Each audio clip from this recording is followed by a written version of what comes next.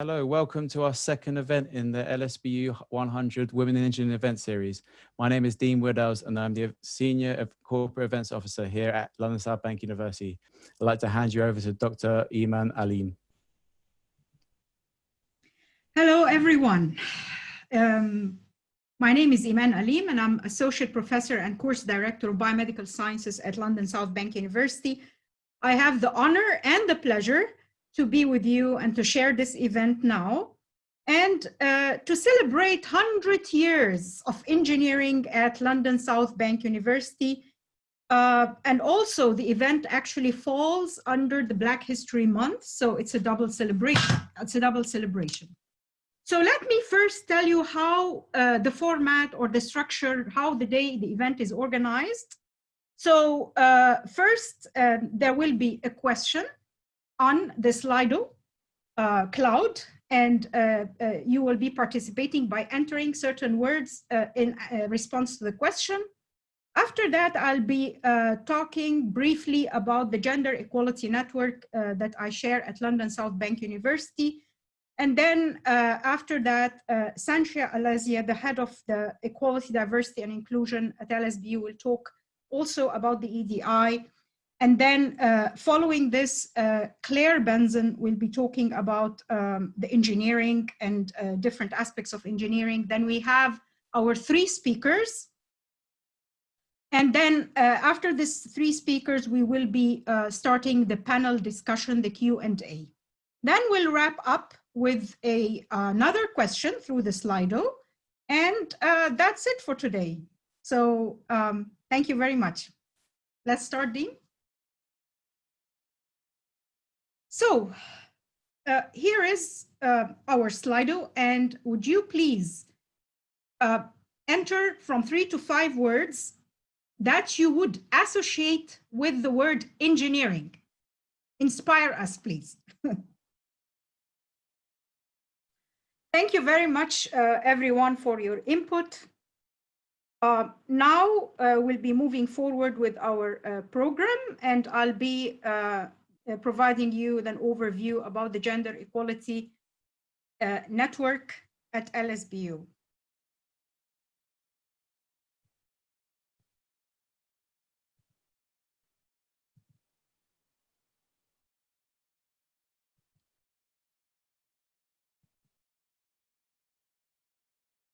Okay, so we are, by the way, not just celebrating 100 years of engineering at Lsbu, we are also celebrating that we have got the Athena Swan Bronze Award this year as well, 2020. So this recognizes Lsbu as a solid foundation for eliminating gender bias and developing an inclusive culture that values all staff. And as somebody is coming from overseas and was been working in 5 different countries, UK is the 5th, I can confirm this, that there is really an inclusive culture at Lsbu that I've never seen anywhere else. So actually the GenderNet is about equality, inclusion, and balance for all genders. It's not just about women, because some people just associate gender equality with women. No, it's about men, women, and transgender, non-binary, everybody. So I'll really like to start briefly with the question, is there actually equality in the world between genders? And we'll talk about our network at Lsbu, our objectives, activities, and outcome. How many countries in the world do you think that have gender equality? I mean, absolute gender equality. Well, according to the World Bank report that comes out every year, and they have like 8 different measures or indicators about how law affects women throughout their working lives in 187 different countries. So not just, 1 or 2 countries. And guess what? 7 countries in the world out of 187 got 100% score for gender equality, meaning they have absolute gender equality regarding starting jobs, equal pay, marriage, children, pension, you name it. What a pity. So this is, unfortunately, reflects how women manage their lives in a large part of the world. So we have the women have like 8, 7, 9, you name it, different arms and minds in order to juggle all this, like work and keep fit and have children, cook, clean, read, do whatever. So it's a little bit harder for women, let me say so, in many parts of the world today than men. So our strategic aims actually at the Gender Equality Network is to foster a positive culture around women in the workplace, to create a trans-inclusive environment for staff and students, as well as to ensure that intersectional gender equality is embedded and embraced. So as examples of fostering a positive culture around women, we actually launched successfully the so-called role model lunch series. Lunch was before the COVID-19, of course. We host, or we actually present one of our role models at Lsbu. It's a friendly environment, roundtable discussion, and she would tell us about her journey, or he actually, about their journey and how they overcome the obstacle that they faced. And so that was very informative and inspirational for all of us, actually. And we will be soon also launching the monthly conversations, similar to Equinet. We are also creating a trans-inclusive environment for everybody. We hosted last year a very successful workshop for training us about the life of transgender and how to, integrate and incorporate, make their lives better, embrace them. It was also well attended. And so the outlook actually from now, and given our previous successes, we are working to support Lsbu to deliver on benchmarking actions for the Athena Swan project. And we are also working with Lsbu to develop policies that address the existing gaps between genders, for example, gender pay gap, although ours actually is minimized compared to other places. And also to work with Lsbu to develop a trans inclusion policy to be implemented at the organizational level, as well as to develop the allies program like he for she and transgender allies. So actually I would like to end here and thank you very much. And please get in touch through Facebook or Twitter or Yammer or email. Thank you very much.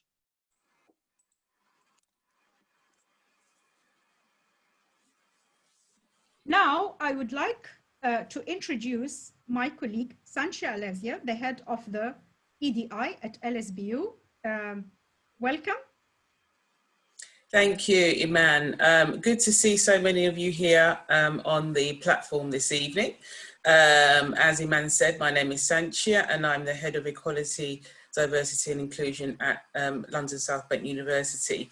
There were just a few key points that I just wanted to share with you about the work that we're sort of doing in this space of diversity and inclusion. So in terms of the racial awarding gap, now I realise that obviously there are students here as well as parents and other people. So basically a lot of universities in the UK, when you come to do your degree, at the end of your degree, you will be given a mark, and you could be given a mark from anything from first class to 2-1 or 2-2 or third class. And what a lot of universities, including London South Bank, are facing is that at the end of your 3 years of study, there doesn't seem to be the same outcomes for students who are Black compared to other students. So, for example, students who are Black, we can see that there is a 21% awarding gap, and for disabled students, there is a 4% awarding gap. And this problem on for some time, and the university has put many efforts in place to try to change that, but we still have a long way to go, and we have more to do, and it is a big priority for the university. And so we are really going to be spending the next year focusing on really closing that gap, because it really isn't fair for you or anyone else to come into the university but not have a good as chance as anybody else to get a good grade at the end of it. And we know that a good grade means better access to jobs, career opportunities, and so many other things that will affect your life chances going forward. In terms of engineering, when we look at women, and when particularly we look at Black and Asian and minority ethnic women, we can see that, you know, there are less women that choose engineering as a subject. And it's because a lot of women and girls don't see it for them. And I know certainly we need to do more work in schools and colleges and come in there and promote this as a subject that anyone can and should do. So looking at the university specifically, when we look at the School of the Built Environment and Architecture, we can see over the last 5 years that the number of BME women has actually gone up, which is really good. But in the School of Engineering, over the last 5 years, the number of women has gone down. And we've got to work really, really hard to change that, because, you know, engineering is for all. And the designs that you will come up with and the creative ways, and I saw creative come up on the Slido as well, creative ways in which you will solve problems. It's really important to have people from a diverse range of backgrounds solving those problems, so that we know that we're getting the right outcomes.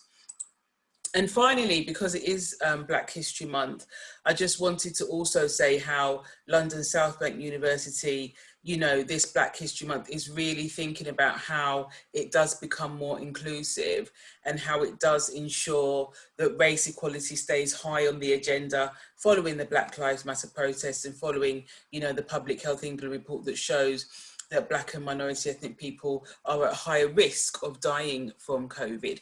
And it's really important that we as a university don't focus on it just in October and just in Black History Month, but all year round. Black History Month has been established in the UK for many years. It started off in America in February. So in America, they have their Black History Month in February to mark the birthday of the key activist Rosa Parks, and some of you may heard of her. Black History Month really gives us an opportunity to think about the significant contributions that Black Britons have made across private and public life. And it's really important that we recognise their contributions, and we as a university think about our curriculum, and certainly in further education in the colleges, they think about their curriculum and think about Black British history as a core learning point for all of us, because Black history is actually part of British history. And so we at Lsbu, and I hope that within your colleges, need to work really hard to make sure that Black history is taught in a meaningful way, that we all work to raise the awareness of Black British contributions, which unfortunately have been erased and forgotten, and that everyone is aware of the key role that we have played in building and shaping this country in engineering and in so many other ways, not just recently, after the Second World War or after the arrival of the Empire Windrush, both monumental moments, but actually for many, many centuries prior. So good to see you all, and please do put your thoughts in the chat, and I look forward to interacting with you all. Thank you.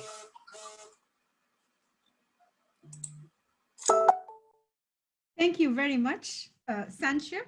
And now we are all excited to know what is engineering. So Dr. Claire Benson will tell us about what is engineering.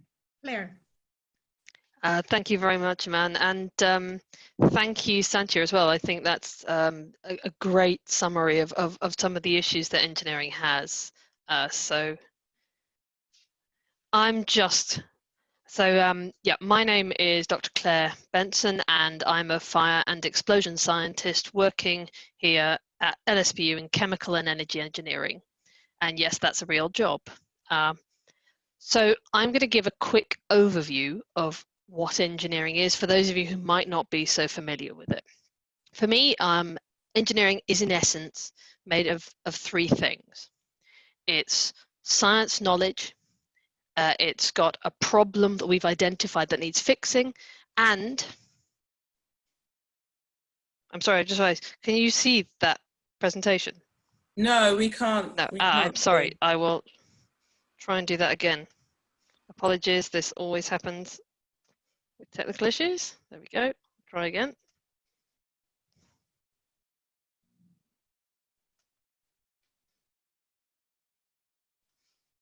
And can you see the presentation?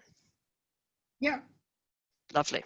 So it's made of three things: science knowledge, a problem that we've identified, and some kind of knowledge of how money works. You don't necessarily need all of those things in one place, actually, in one team, in one person rather, but you could have a team of people who are working together to do that. But engineering really... Yes? Sorry, Claire, your presenter view is showing on the screen. Sorry. Right. Apologies. I'll try that again. It went so well at the launch. And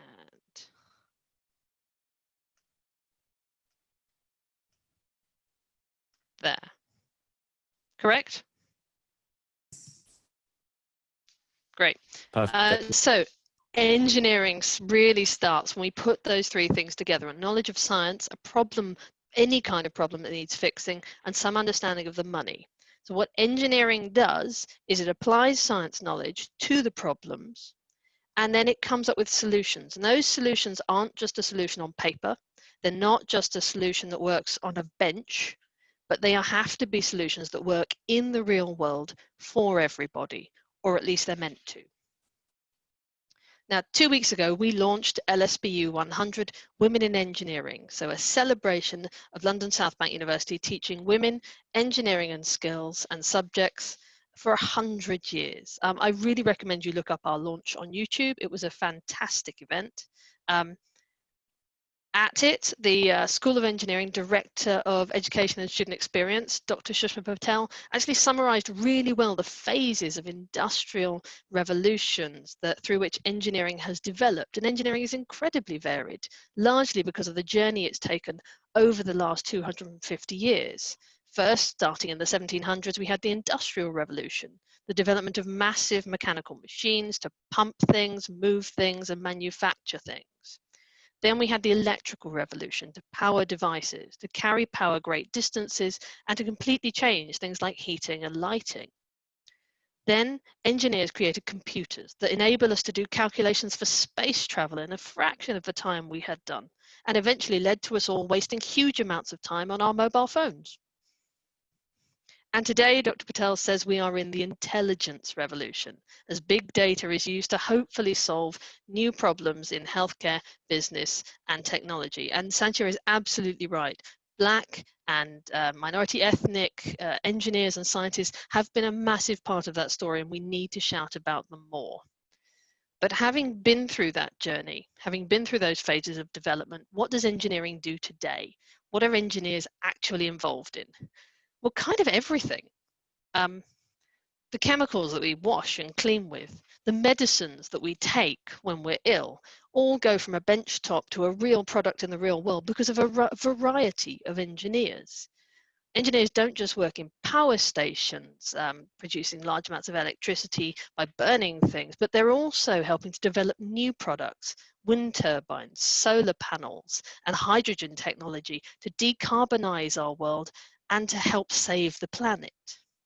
In the UK, we're really good at taking clean water for granted, but engineers not only make the pipes and the pumps that take water through our land to our houses, but they also create systems that get rid of the toxins and the microorganisms that would poison us if they were left in there. We're all sharing this, I hope, on social media with our hashtags. And social media only exists because engineers designed it. They thought about how people would need to use it, and they built it on computers. Food and drink only comes out of the ground because of machines that engineers have made. But beyond that, we also have new ways of mass producing, new ways of developing food and drink to try and again make things more sustainable, all involving engineering. The music I listened to on the way to work today was created not just by musicians, but also by engineers, by instruments, by hardware and software. And in the modern age, actually, increasingly, musicians have to also be engineers. They have to develop tools and software to help them make amazing tunes. In fact, and finally, actually, one of the most important parts of engineering is design. Not just functionally how things technically work on a very small basis, but how they actually interact with the real world, the psychology of it, how comfortable we are with them, how they make us feel, and how we can interact with them on a day-to-day basis. In fact, engineering is such a large part of everything in the world. An easier question is what doesn't engineering do? And because of that, engineering needs everyone. Because engineering touches almost every part of everybody's lives, it needs to be able to understand and represent everyone. This is a video I use to teach my students about inclusive design. And this was posted by Facebook's head of platform partnerships, Chukwuemeka Fikpo. It's a simple example as to why engineering needs diversity. But of course, there are many areas of engineering that have much greater impact on people's lives than a racist soap dispenser.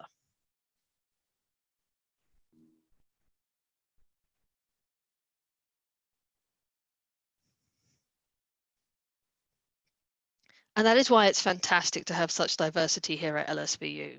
And we need to work on improving that too and increasing it.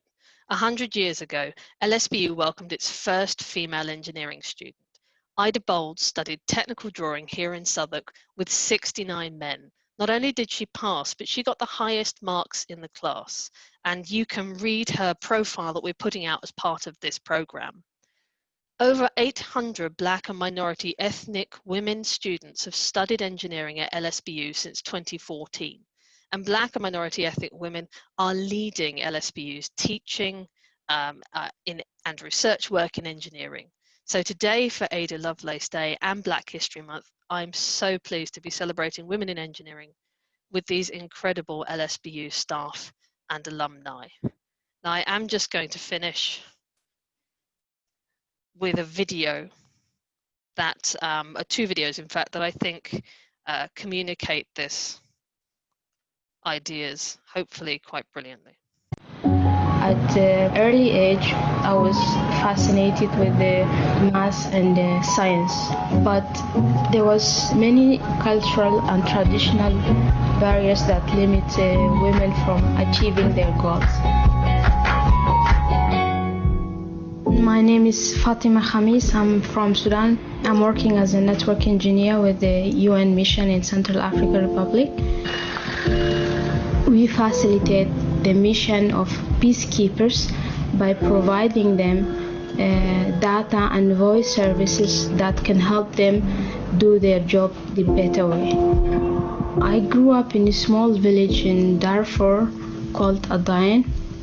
In my society, the role of women is very limited. It's limited to be a wife and raising kids. Boys are considered to go to school early age. They continue on their education up to the university. But for the girls, the society thinks she doesn't need to continue in the education. My family support me a lot, especially my brother. With his support, I managed to reach up to university. I graduated from the university. But when we see the job market in my society, women, they don't have place in the technical field jobs. UN is one of the few places that offer opportunities for women. This mindset of seeing a woman in a specific job or role is changing. My story can encourage many other women to follow my path or to do the same I did, and through it they can fulfill their dreams.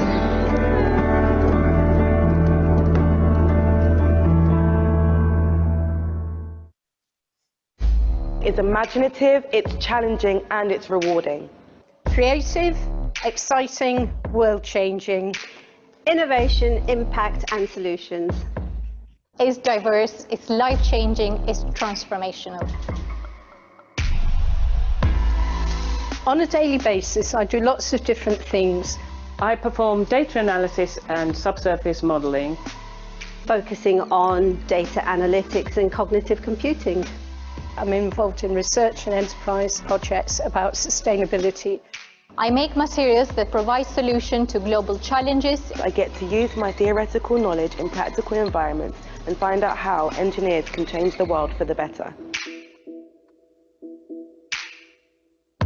I love engineering because it's challenging. It can really help to solve problems at all sorts of levels. I love engineering because it helps me express my creativity and you get to break the barriers.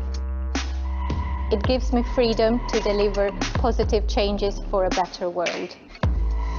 I would tell the next generation of female engineers that if you're a lady who wants to make a change in the world, then this is the career for you. We need you. If you want to feel empowered, then engineering is for you. Join the top table. I am a design engineer. I am a computer scientist. I am a petroleum engineer. I am a materials engineer. I am a chemical engineering student at London South Bank University.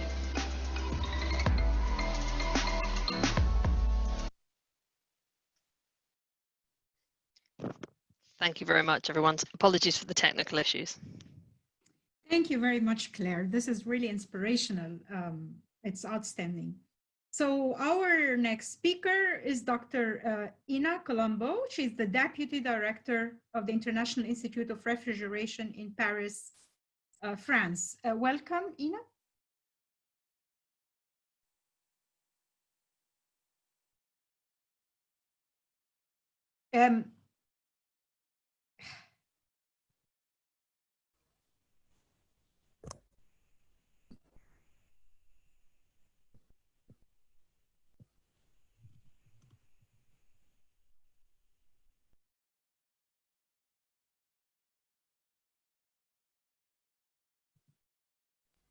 Can't hear you, Ina. Ina, we can't hear you. Can you hear me now? Yes. Okay, sorry, I just mute indirectly my microphone. Hi, everybody, and I'm happy to participate to this webinar. So I'm Ina Colombo Yula, and I'm the Deputy Director General of the International Institute of Refrigeration. I'm based in France, but I'm still a Lsbu research fellow visiting, and I'm still working as the head of research of the Association for BME Engineers in the UK. So my background. So all started more than 22 years ago, let's say 25 years ago. I used to live in a tiny island with my mom called Guadeloupe, is a French directory. And to be honest, I was not the best student. And at a certain level, when you have to join high school, I was just wondering what I was going to do. And it was this new technical high school that just opened, and I just needed some student. I was not really good in literature, so I thought maybe technical would be good for me. So I joined, and which is the school, and I really enjoy the course in energy and thermal engineering. And we had a very good teacher that really inspired me. And I've done very great. I found myself very good at what I was doing. So he said to me, instead to stay in Guadeloupe, I should move to France and continue my study, which I did. And I moved to France to study like a kind of HND in energy and thermal. And at that time, I was very interested about England, and I went for the carnival during the summertime.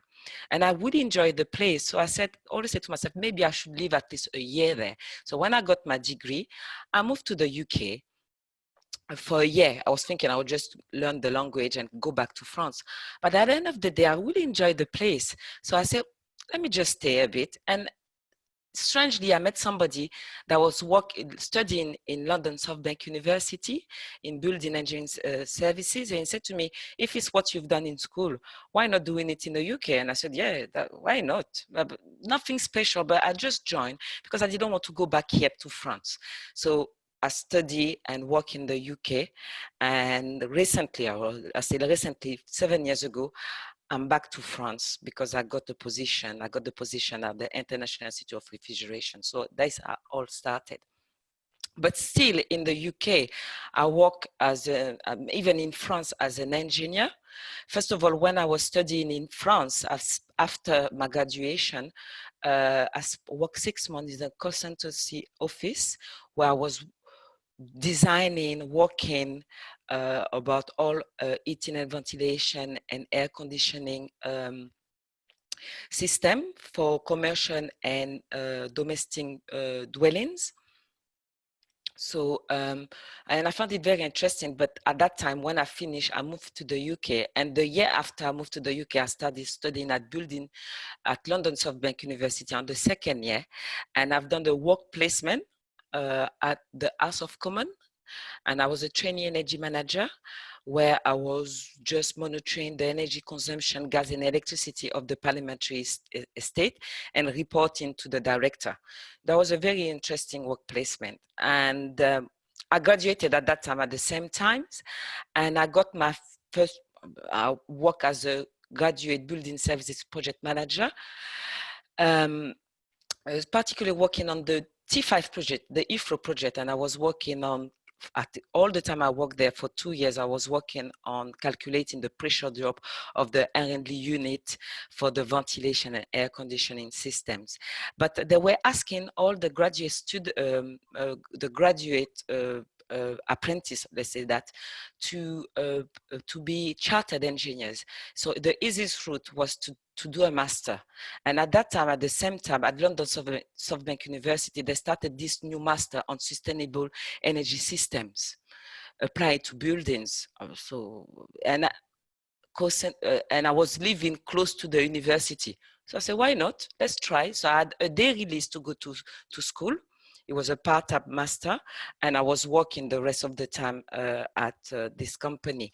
And I was this sustainable renewable energy was very exciting. So I moved to a new job as working as a sustainability consultant, working on BREEAM assessment, which is a sustainability assessment method for master planning project to verify and certify buildings.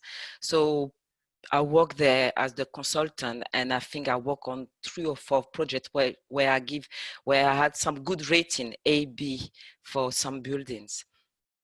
And I was just finishing my master when I got approached by my teacher of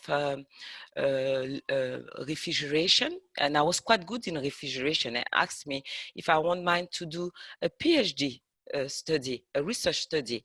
And I said, why not? Let's try. Nothing, I was happy with my jobs, but still, because I was studying sustainable refrigeration, and I was just thinking maybe that could be even more interesting. So I've done my research project on low carbon heating and cooling refrigeration system using CO2 as a natural refrigerant for retail application. So in this job, I had to do the design, the conceptual design, to do some feasibility study, to supervise the construction of the prototype, which is installed still at London South Bank University, test it and disseminate the result. And what is good, as I designed it, as the machine worked. So I was very happy. I validated my PhD, and even my research was shortlisted for the Times Education Award, which was I was very happy with the journey I've done. And I continue after my graduation as a doctor, as a postdoc. I've done less than 3 years, as a postdoctorate researcher. And at that time, we built that environmental chamber where we were testing display cabinet, also some system testing the energy efficiency on different climate conditions, working on different systems and projects. And but I was part of the network of the International Institute of Refrigeration as a student, and I've attended many of the conferences. And we had this position in France as a deputy director. I said, let me try and apply, and I got it. And since 7 years, I'm working on promoting the services and the activity of the Institute, promoting the membership, because we are an intergovernmental to countries, to individuals and corporate companies, managing, which is principally my duty at the Institute, managing European and international funded projects, managing working groups and commissions, and also to support activity of the Secretariat in preparation to our statutory meetings. So you can see some of the picture. I travel all over the world promoting refrigeration worldwide. So quickly, what is the International Institute of Refrigeration? We've been founded in 1908. We are an intergovernmental organization based. We've got 59 member countries, 600 corporate and private members, and more than 400 experts. We've got different activities. We've got academic journal, we've got conferences, books, and many activities. I have to finish. So something I've got I'm very involved in this project is to promote sustainable refrigeration into hot countries, developing countries, and also with Katarina Marquez, which is working at London South Bank University. We have done a working group. We've developed a working group, Careers in Refrigeration, to promote refrigeration to the young people. And we've got also a sub-working group called Women in Refrigeration. We are promoting refrigeration. We are try to attract more women into the field, because even in engineering, the percentage of women in this field is very low. So that's what I'm doing, I really enjoy doing into my job. So I thank you very much and enjoy the rest of the webinar. Thank you. Thank you very much, Ina, for this inspiring talk. What a journey. So let's move forward with Dr. Yamuna Kaluarachi. She's an associate professor and director of the postgraduate research and ethics at Lsbu at the School of Built Environment and Architecture. Please, Dr. Yamuna. Thank you very much for giving me the opportunity to talk in this event. Just let me please share my slides. You should be able to see my slides. Let me put it to large screen so that, yeah, is that right? Yeah. You can see. Okay, thank you very much. I'm Yamuna Kaluarachi. I'm an academic in BEA, Built Environment and Architecture. And I'm going to take you through my academic journey, highlighting some of the research that I've done. So I'm going to talk about my educational background and the academic positions I've held, past and current research, and also a little bit time permitting about the research that I'm doing currently. I'm from Sri Lanka, and I did my BSc in Built Environment and Masters in Architecture in University of Muratua. And I was lucky enough to win the Association of Commonwealth Universities. And I came to London, to the Bartlett, to do another master's specializing on building design. After I completed that, I worked as an architect to get my Part 3, and I qualified as a chartered architect. So actually, I'm an architect doing engineering. So you can see I'm also going to talk a lot about interdisciplinarity in my work.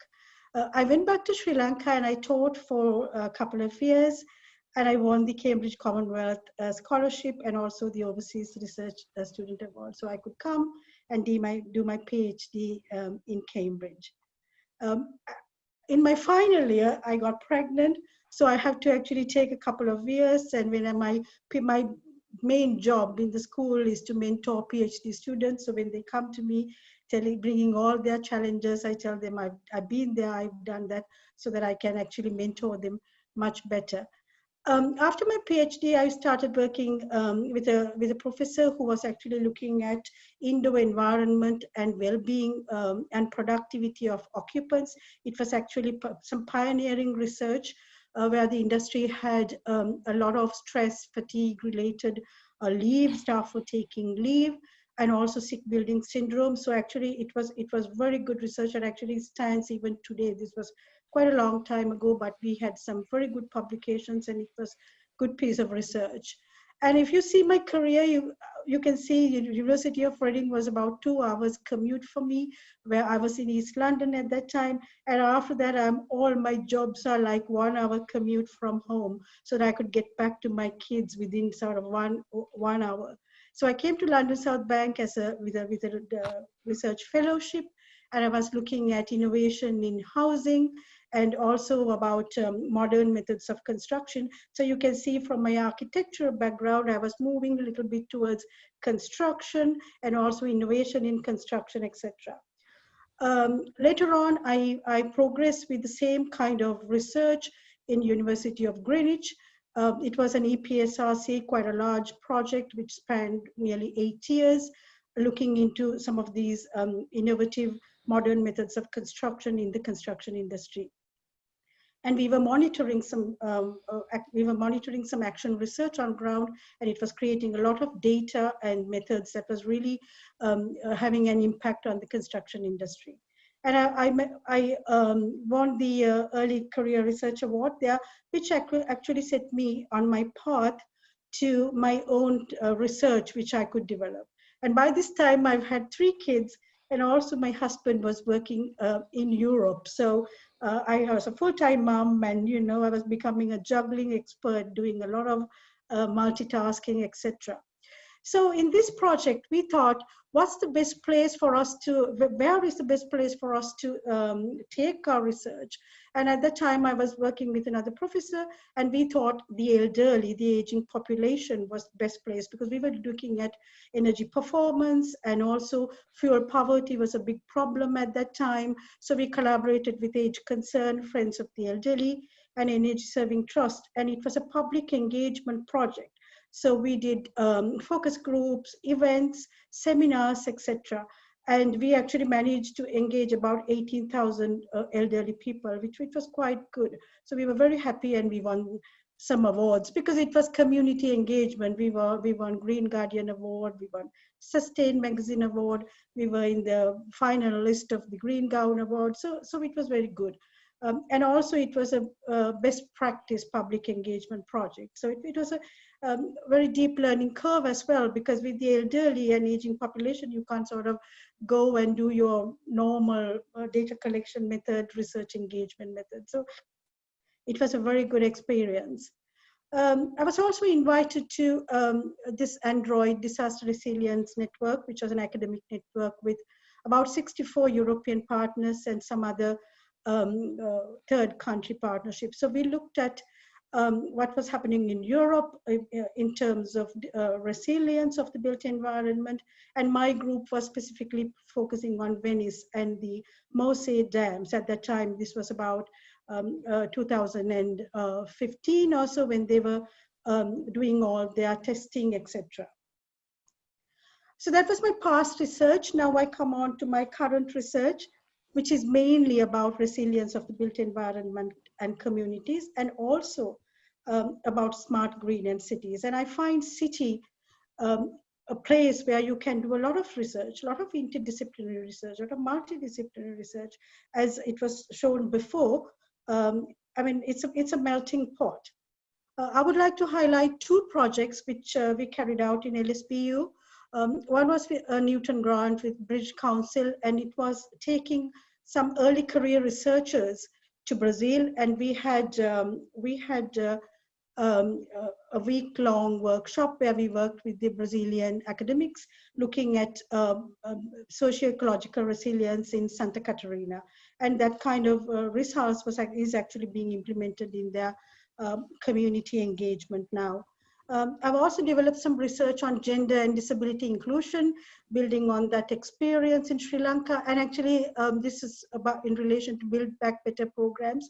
This was well before UK has now adopted the Build Back Better programs, but as you know, in developing countries is mainly in relation to disaster and post-disaster development. So we've got currently we've got a project which is being implemented there, and we are developing some COVID-19 impact on vulnerable communities, some proposals.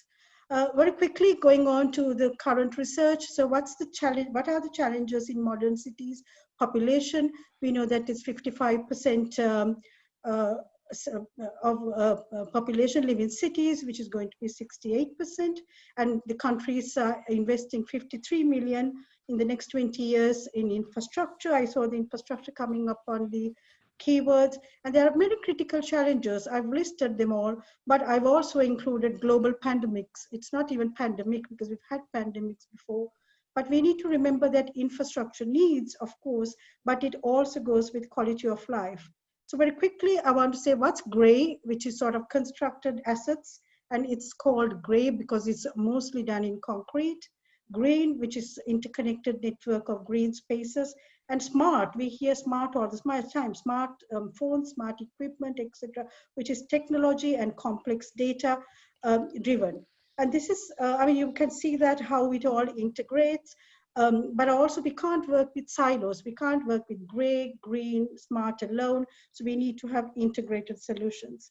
And there are various applications that we can use and how we can use this infrastructure systems. I've got a reference. I've just published a paper on that. So if somebody wants to go and research a little bit on that. And also what I want to say is that silo is not the answer. There are smart cities, and I've actually highlighted 3. Master City, it's called actually the ghost city because there's a lot of technology, but you can't see very many people. And then there's Songdo in South Korea. It's actually lonely and transparent city because everything is happening online. People are on their computers. You can't see anybody. And then Echo Atlantic Nigeria, which is sort of, it's more for wealthy and it's lacking transparency. And what they have implemented has actually backfired and it's actually resulting in a lot of floods, etc. So what's the way forward? Integrated, smart and green, and I've shown how it can all link together. So what are we actually aiming for? We are aiming for people-centered, nature-based, of course supported by high technology, and you can see how interdisciplinary it can be. And also we have to respond to all those concerns that we have. And in conclusion, way forward for future cities, integrated, smart and green, that promote health and well-being, coordinated approach. And when we refurbish our infrastructure, that's actually a good chance for you to integrate some of these concepts in there. And future cities must be people-centered. So in 10 minutes, there's a lot of information. Thank you very much.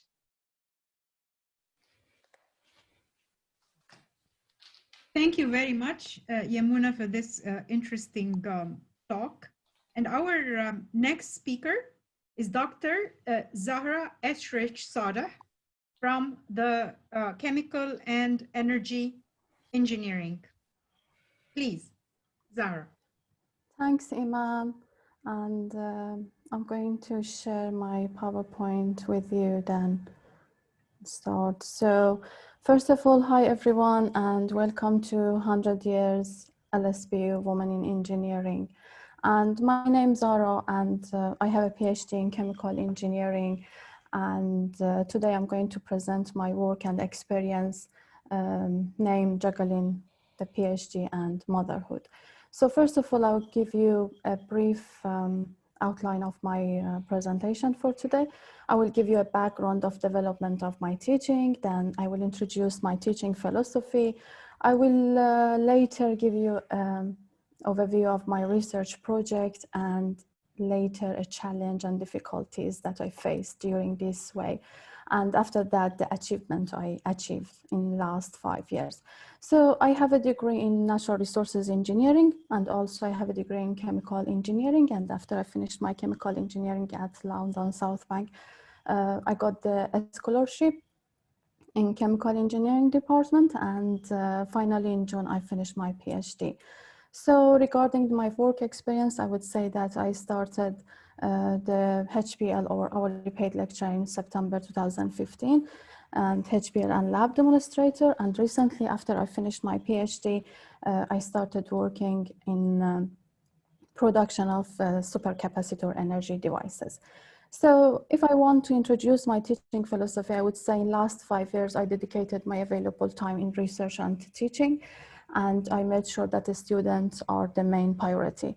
My main aim was to make the student at the center of the whole teaching program and make sure they are develop their academic and practical knowledge, and still I aim to provide this interactive environment to make sure all the students take to the all the students with different background and level.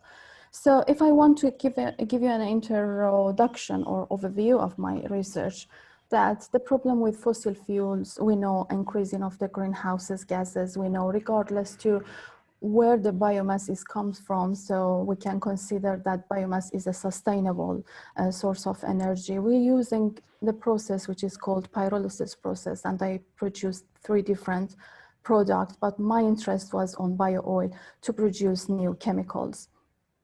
If I look further to the design, I designed my reactor. Here is the main bench of the reactor, which we use the wood, we convert it, and we separate the lignin, and we produce this liquid fuel. It can be liquid fuel, should be upgraded, or can be extraction of chemicals, which I work on extraction of chemicals, lots of useful chemicals. So here is the actual experiment. Here is the lignin, which is a gem, and we add it to the chamber or the reactor, and after condensation that the bio oil is produced. Of course, I have byproduct as well called biochar, which we use it for supercapacitor as well in postdoc project. So if I want to talk about the challenges and difficulties, it's never been easy to be a PhD student and also be a mom. But my magic solution was always that to put a clear line between being a mom and being a successful PhD student. So when I'm home, I'm a supportive mom. When I at school, I achieve my targets. So here is the picture that was half the feeling of guilty always with me. I couldn't leave them at house in the house, and I could bring them. So I brought them with me to a university. So forgetting or ignoring the feeling of guilty, I will talk about the achievement, people I met, places I went. So it was the workshop arranged by this British Council. I won the best poster prize. And here is the Aston University when I went there and I presented my work, and also it was summer school, and I got the second poster prize. And here is in Poland. I attended ECOS conference and presented my work in summer 2019. And AUBC as well, I went to conference and I presented my work there. And lots of experience seeing people and meeting lots of famous or in our field, and get lots of experience. And last winter I went to international collaboration with Sweden, and I run some collaborative research again in the biofuel area, and it was amazing as well. If back to the publication, I was co-author of the book chapter in nanofibers for biocomposite. And also recently I published this paper in energy, which is one chapter of my thesis. And also in energy open access, I published my work. And literature review of my thesis, again, a review paper in open access platform. And thanks for listening.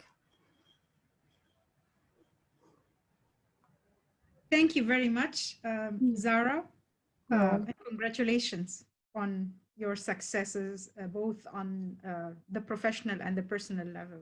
Thank you. So we'd like to open the panel discussion. And if you have any questions to any of the panelists, just please let me know. There was a question. I know it was answered in the Q&A, but it might be good for the other panelists because I would be interested in it myself. There was a question saying, before you became an engineer, did you know anyone like you, whoever was? And Ina sort of answered it in the Q&A, but it would be good to hear from Ina and all the engineers that have presented if they had any role models, or perhaps there weren't any available. So that would be good to hear.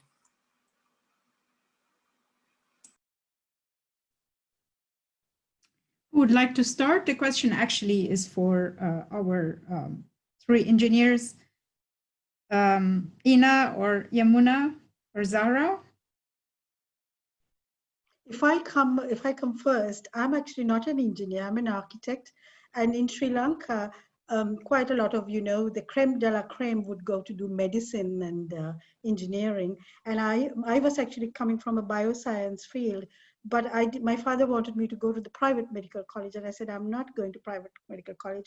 I want to do something which is got art and science. So I went into architecture, and that's how I ended up being an architect. But as you could see, I'm now doing a lot of engineering stuff as well, and it's actually across the most of the subject areas. It's very interdisciplinary. It can be very interdisciplinary.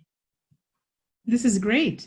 And would anybody else like to comment on this from our panelists? Have you met engineers before being yourself an engineer?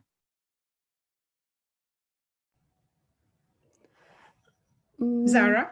Yeah, I would say that I already had a degree in natural resources engineering when I came to this country, but it was always for me studying chemical or chemistry. It's like a dream because I didn't achieve it in my country. Chemistry, it was like a part of my dream job.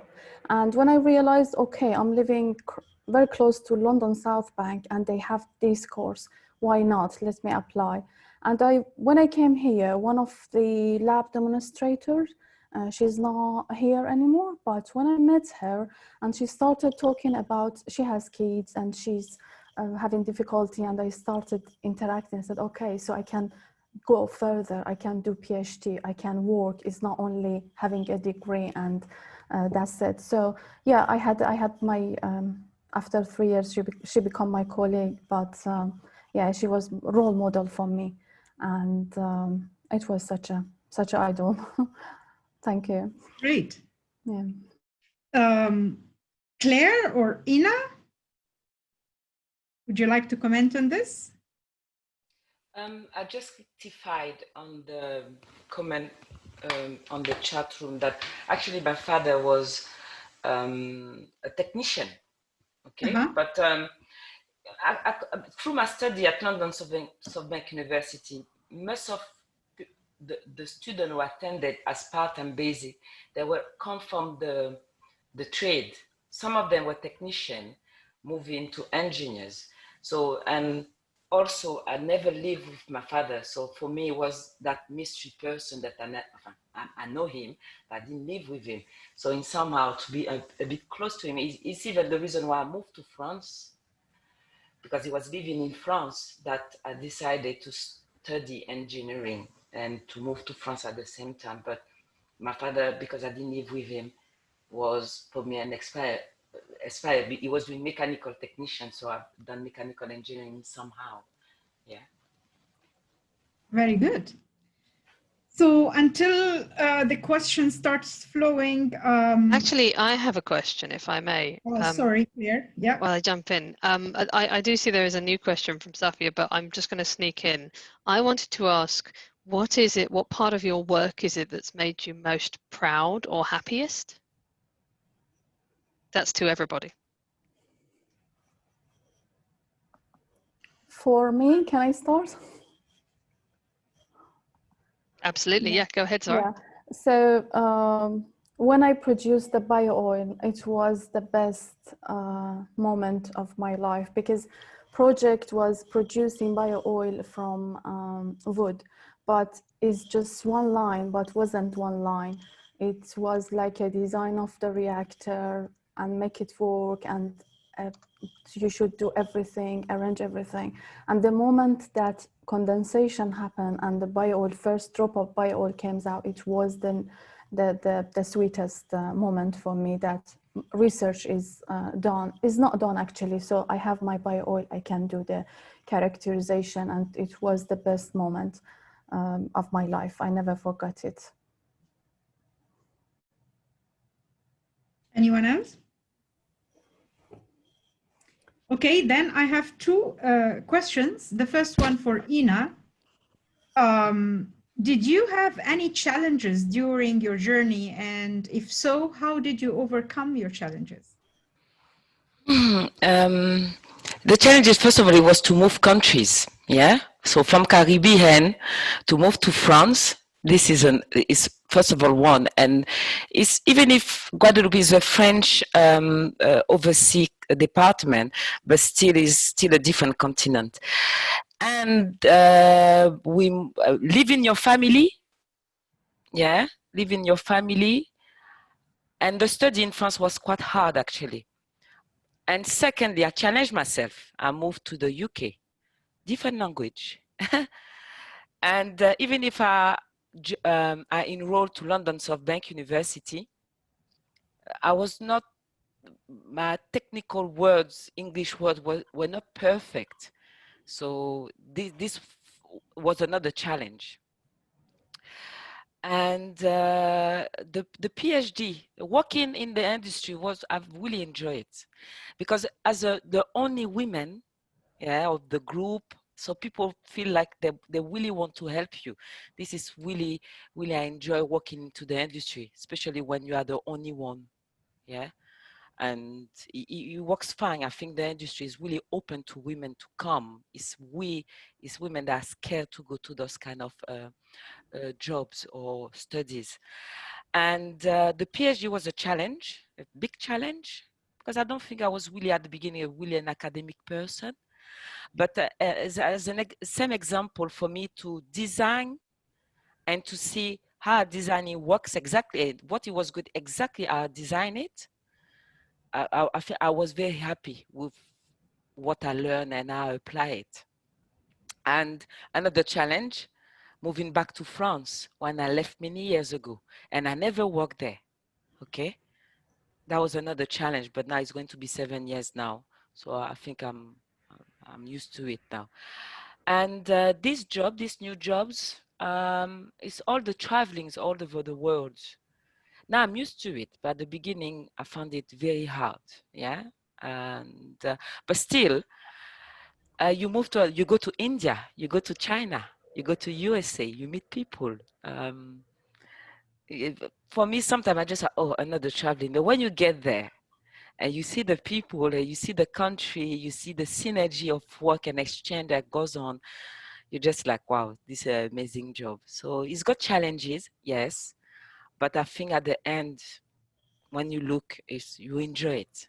I enjoy it. And to promote sustainable refrigeration worldwide, I don't think it's something that I ever dreamed when I was young. I never thought that I would be doing that. Even my mom, sometimes she's surprised. She said, how did you get there? But I found the industry is very interesting. And you meet and you enjoy work. You do different things. You can move to a job to another, different project. It's got jobs.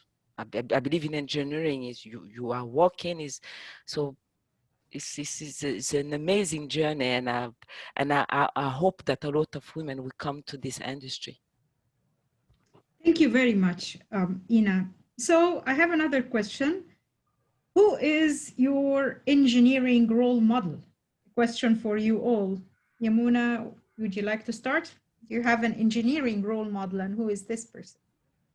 I think I already put it in the answers, because when we do our architecture courses, we have to study an engineer or an architect, and I studied Malad. I can't remember his first name. He used to do really beautiful bridge designs, and they were lovely. They were like sculpture pieces, and I had to study him, so I loved his work.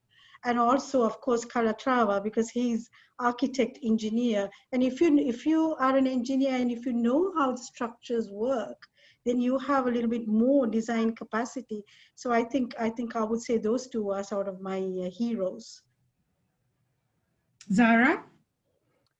Same to me. I think I explained it, but again, when I started my degree here, I had chemical engineering. She was teaching us in the lab. She was mother. She was single, and she was she has the same challenges as me. So I had to leave the school at 3:30. I had to ask people to help me to collect the kids. So I had to manage the time.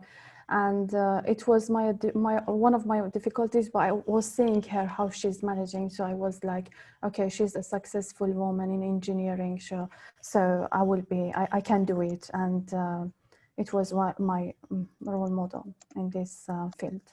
So you answered my question. I was going just to ask you, how did you manage to juggle all this? I mean, like, being a mother is really a full-time job, and an engineer and PhD is another full-time job. Yeah, the feelings of guilt, it always was with me, that why I cannot be with my kids during the half term, why I cannot relax with them. But I always explain to them that I'm doing something. One of my achievement is that I got the PhD, but I'm not going to stop on PhD. In 10 years, you will see me, I will be a professor. I will produce lots of publication. I will do something. So it's encourage them. It's give them lots of confidence when they go to school and say, my mom is teaching chemistry. My mom taught me this. My mom. So it's lots of confidence. So I totally forgot these hard days. And now I think is the time to enjoy. And of course, the finding full-time job is challenging in these times, but I will do it. I will do my best. So you are now their role models. Of course, yeah. I hope so, yeah. And Yamuna, would like to ask you, maybe you have touched upon this, but if you would like to tell us more about how interdisciplinary your research and your work is. Yes, I think research and education, everything, it's become really, especially research, become very interdisciplinary now. And if you see my profile, you see where I started and various branches of research that I did as well. But I think as an architect, I will also have that core knowledge of design, which I can apply for buildings, and engineers will have their core knowledge and expertise. So civils will do the civil engineering aspect of it. Electrical engineers will do that part. But I think these degrees will, they give us that kind of flexibility to research a lot of other areas. I mean, I'm looking at gender and disability and how the built environment can actually respond to their needs. And also I'm looking at smart technology. I mean, I'm not going to create that technology, but I have the expertise to see how that can actually fit into the existing framework and how that can relate to the people and how can people use that kind of technology. So I think engineering and also architecture, I think it gives us that kind of flexibility to do look at a lot of aspects in a social, economic, and environmental in a whole holistic manner. Yeah, definitely. Actually, now interdisciplinary research is everywhere. Even also, I mean, like in the biomedical science, my field, and everywhere we work together. Actually, nobody's working in isolated islands any longer. So I have actually a few more questions. Actually, this is a very interesting question that I have to, for all of you panelists. Do you think that UK schools do enough to promote engineering to girls?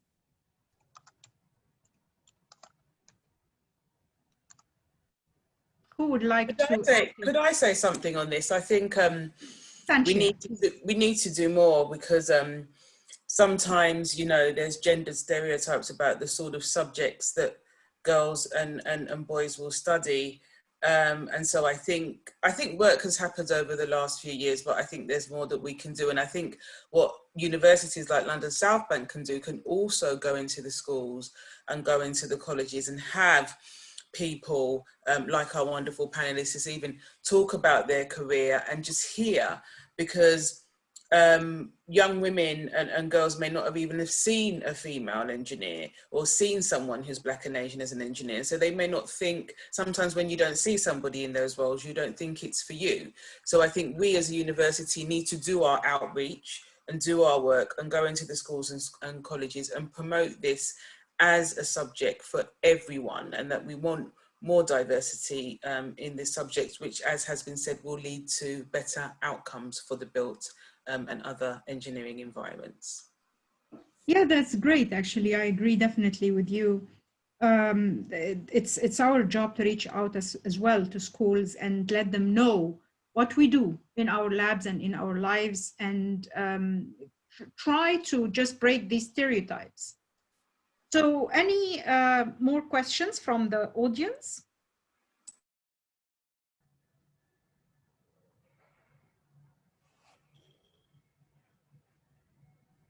So I have a question actually for Ina. Did you get a sense of achievement finishing your own designed refrigeration system as a student? I think I did already answer this question. Is, first of all, you spend at least a year and a half. I think you're talking about the research study, that prototype that I put on the picture. You spend a year and a half designing it, doing the literature review to make an innovation into it. My prototype was to do heat recovery to be reused to reduce energy consumption by transforming the heat recovered into energy. And you spend 2 years working with your sponsor to build a prototype, little prototype, and you just like, is it going to work? Is it going to validate my PhD? Because actually that is the point. You predicted something, and you're supposed to be close to it.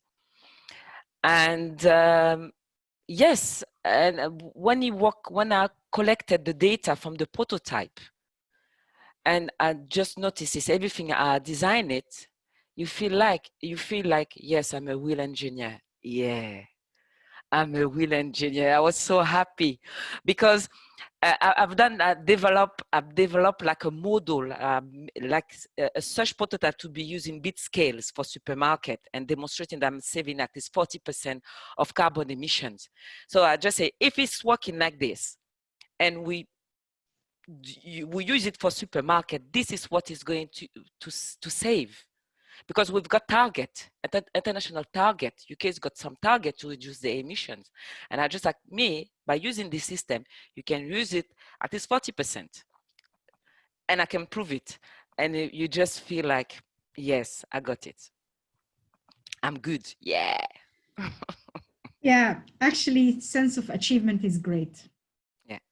So now we're coming to the end of the panelists.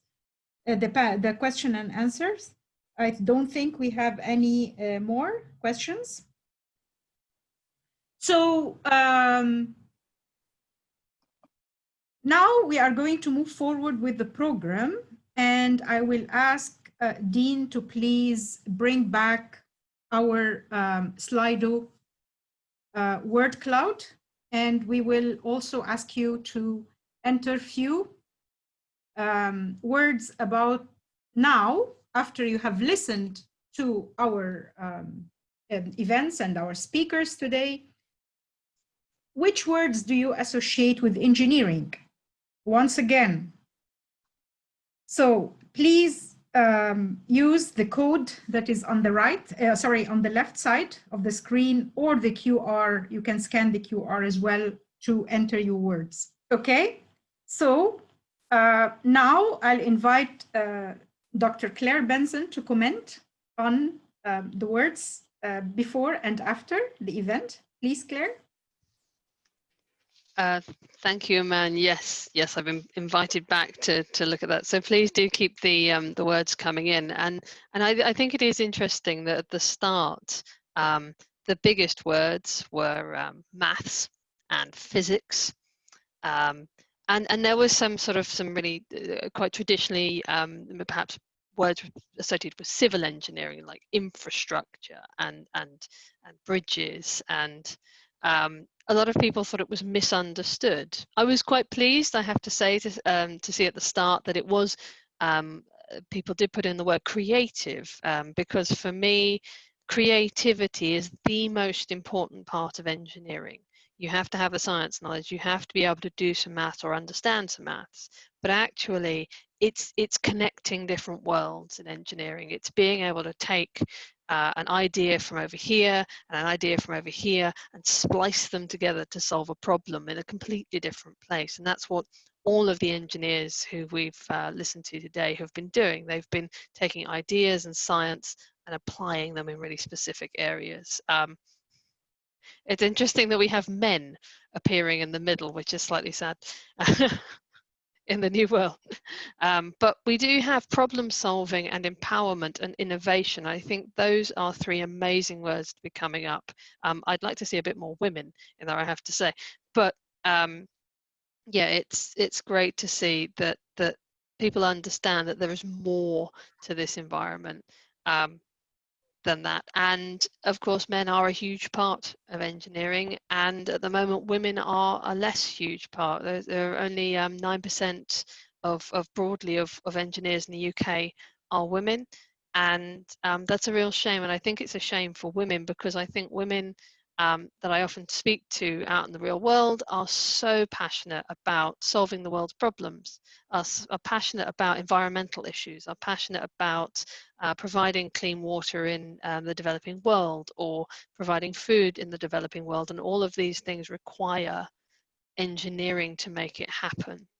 And so we'd really like women to be a part of that, so that not only that we have more and better people involved, but also so that engineering is representing women's problems. At the launch event, I told the story of the engineer in America who invented the diaper. She invented the original American nappy, and she could not sell the idea to anyone. No one would buy it. So in the end, she funded the manufacturing herself. She funded the designs and the patents, and then 3 years later she sold that company for $1 million. So these are amazing ideas that need to be there, and so women need to be a bigger part of that story. Definitely. Thank you very much, Claire, and thank you everybody. I think now at the end of our event, my personal take-home message is, yes, we can do it. Yes, as women, we should support each other. Yes, we should work with each other together as men, women, and everybody, all genders, towards the success in all fields, and to break the stereotypes. Thank you, everybody, for attending this event. Without you, it wouldn't have been successful. And we are looking forward to meeting you in the following 100 years of engineering women at Lsbu events. Thank you very much.